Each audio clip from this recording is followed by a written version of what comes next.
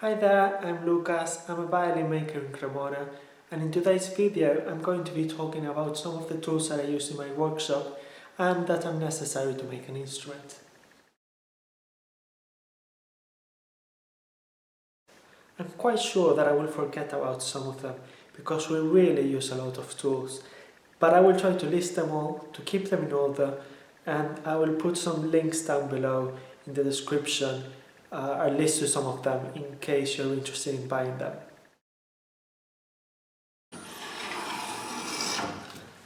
The first tools I'm going to talk about are the block planes.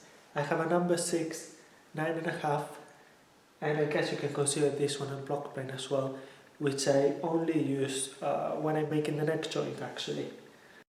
These other two, I use them to make the joints and to put surfaces into a plane, to make them flat. Basically, for the plates, the parts that then are going to be glued to the ribs. These two are made by a brand that is called lie-nielsen, while this one is a Veritas. Both lie-nielsen and Veritas are really good brands. They are a bit expensive, but in my opinion they are really worth it. The quality of their planes is really good. Not only the blades, but if not what's most important, the fact that the surfaces are always really flat, which then makes it much easier to work with.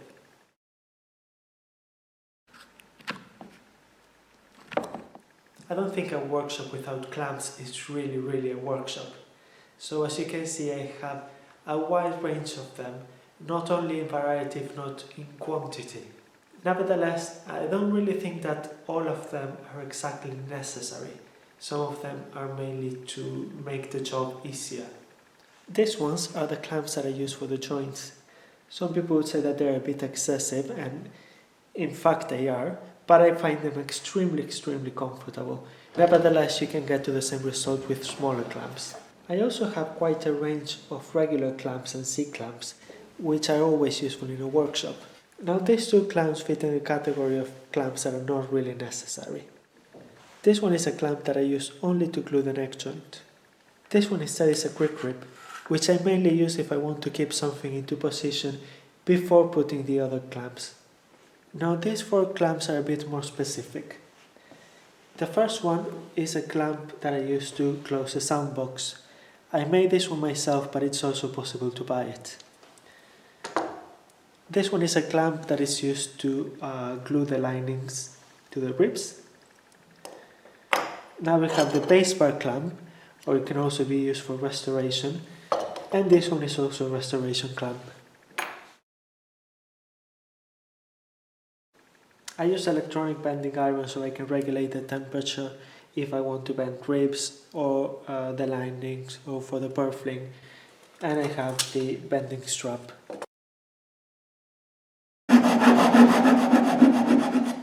Here I have some Japanese saws, which I use mainly for the scroll.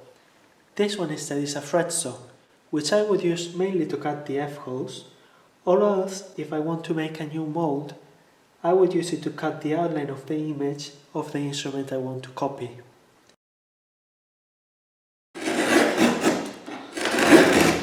Gouges and chisels are probably some of the tools that represent us the most. Apart from a couple of Japanese gouges and chisels, I work with mainly two brands. Those are File, or some people know them as Swiss made, or else Dastra. Differences between File and Dastra has been discussed for a really long time, and which one is better just really depends on the person who's using them. Usually it's said that the File are easier to sharpen, but then the sharpening doesn't really last long. Instead, with the Dastra, the steel is harder, so they are much harder to sharpen, but then they last longer. Chisels have many different uses. Some of them can be to rough out some things, but I want to talk about this one mainly, which is 20 mm wide and is the one I use for the neck joint. If I want to make the cello neck joint, I would use a longer and wider one. Gouges instead can be used to rough out, carve out, or else for the scroll. For the scroll, I like using the line of the 7, which is an indicator of the curve of the gouge. I know some people like using the line of the 6 instead, To rough out, I really like using the 520 or else the 618, 614.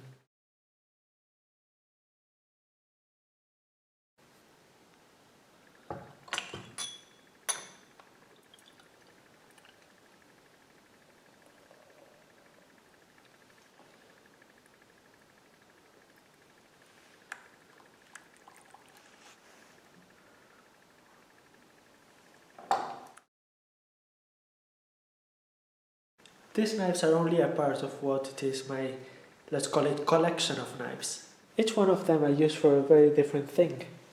For example, this one, which is an alpha, I like using this one for the purfling and for the F-holes. This one is the same brand, but as the blade is longer, then it's more flexible, and I like using this one for the corners of the purfling.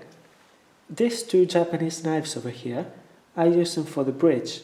I like to use these two knives instead, which are the exact same brand as the other ones, to make the fluting on the scroll. This is a knife I use the most for the edges, and this is a file one, same brand as the gouges. This is a knife I really like using for the shape of the neck. Then this knife instead is one that I like to use if I have to rough out some things or if I have to cut something, and I have plenty of this as well, bigger and smaller. The exact same thing I said for the clamps applies for the knives. It's not really necessary to have all these knives, but it just makes things a tiny bit easier to have more. For the purfling, which is actually what I'm doing just now, I use a purfling channel cutter and a purfling channel cleaner. This one I made myself, but it's also possible to buy something like this. Then for the corners I use this lens to check if both stripes match perfectly.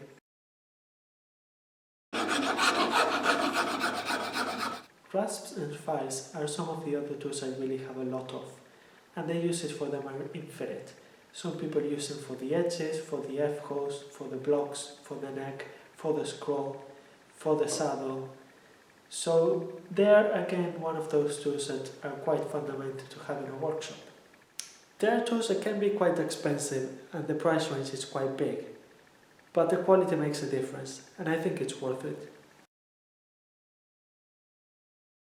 To measure is to compare a certain magnitude with another one or with a unit of reference. So not all of these tools are going to show me an exact number. If not, they're going to show me the difference, that is, to compare what I have at a certain point and another one. For example, that's the case of the square, which I'm going to use for the scroll mainly, or else when I'm making the joint, or else with the sliding bevel, which is as well something that I'm going to use mainly for the scroll or for the fingerboard. Even though it might sound a bit silly, another really important tool is a ruler. I use this brand of Japanese rulers not only because the measurement is very precise, if not because the surface is perfect. This means that I can use it to check if something is truly flat. One of the most important measuring tools is the spacimeter, to check the thickness of the top or back. Now I also have here, for example, the caliper, a plastic one, because if I want to check a measurement on an instrument that it's already varnished, I don't want to ruin the varnish. And I also have here the compass. Even though these are not exactly measuring tools, masking tape, a good pencil, a good rubber are very, very important in a workshop. Also something good to mark, and this marking gouge. The marking gouge is very useful to make the scroll and to get the right height I will want for the borders.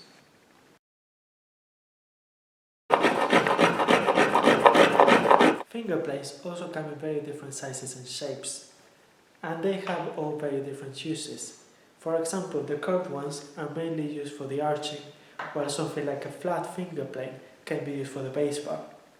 We also have this one, which we always call it the Kunz, which is actually a brand. I'm sure it has another name, but I don't really know the name of this actual plane.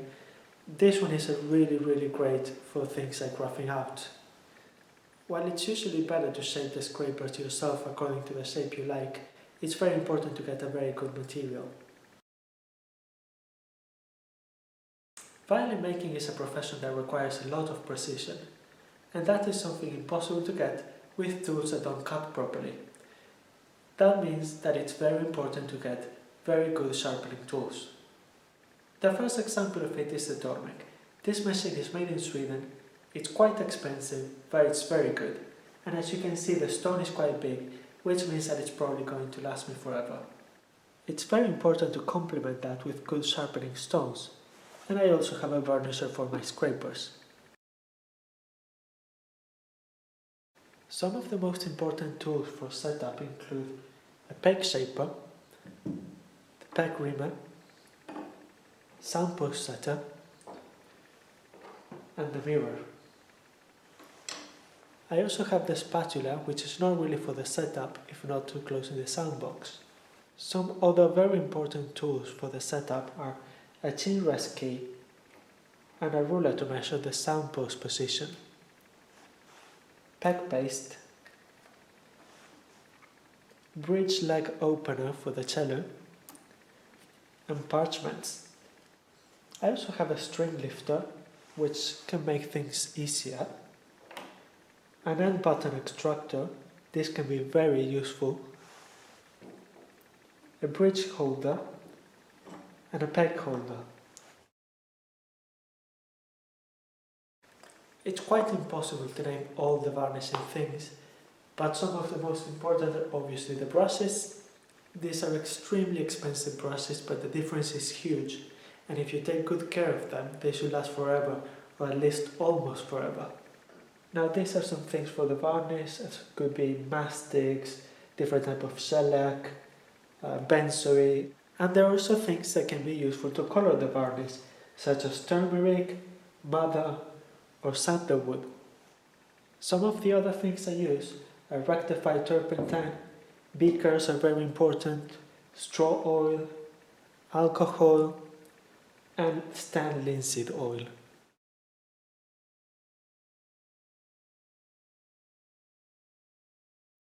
That's it for today, and as I said before, I'm quite sure I forgot to mention some things, such as glue for example, so feel free to mention down below in the comment section all the other things I forgot about. And if you want to see more violin making content, make sure to follow me on Instagram at Fabro Violins. That's all, and have a nice day.